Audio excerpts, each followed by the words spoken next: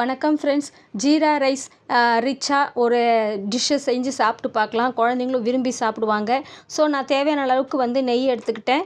அது தாண்டி தாளிக்கிறதுக்கு ஒரு டேபிள் ஸ்பூன் ஃபுல்லாக ஜீரா, ஏன்னா ஜீரகம் தான் முக்கியமான விஷயம் இதில். ஜீரா 1 டேபிள் ஸ்பூன் ஃபுல்லாக எடுத்துக்கிட்டோம். 1 ஸ்பூன் பெருங்காயம் எடுத்துக்கிட்டோம். அதை தாண்டி இடித்த ஜீரகம் ஒரு சின்ன ஸ்பூன் எடுத்துக்கிட்டோம். இது இல்லாமல் உப்பு தேவையான அளவுக்கு. சாதம் உதிரியாக வடித்து வச்சுக்கிட்டேன். பொன்னி ரைஸு உங்களுக்கு விருப்பமாக இருந்தால் நீங்கள் பாஸ்மதி ரைஸ்லையும் செய்யலாங்க. இது நெய்யில் தான் தாளிக்க போகிறோம். ஸோ நெய்யை சூடு ஆனதுக்கப்புறம் அந்த ஒரு டேபிள் ஸ்பூன் ஃபுல்லாக ஜீரகம் கருகாமல் பார்க்கணுங்க.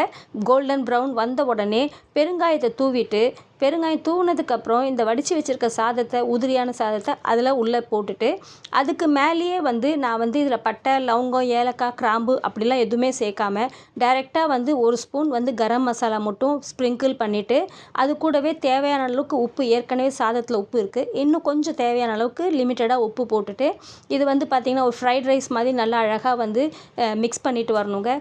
தேவைன்னா உங்களுக்கு கொத்தமல்லி ஃப்ரெஷ்ஷாக இருக்குதுன்னா போடலாங்க. இதுக்கு கூட நீங்கள் பச்சடி எது வேணாலும் எடுத்துக்கலாம். சைடில் தால் ஃப்ரை இல்லை மாதிரி குருமா இருந்ததுன்னா கூட சாப்பிட்லாம். வெறும்னே சூடாகவே அந்த வாசனைக்கே நல்லா இருக்குங்க. நீங்களும் வீட்டில் செஞ்சு பார்த்துட்டு எப்படி வந்திருக்குன்னு சொல்லுங்கள். மீண்டும் புது ரெசிபியோடு சந்திக்கிறேன். Until then bye from Rajmathi. நன்றி, வணக்கம்.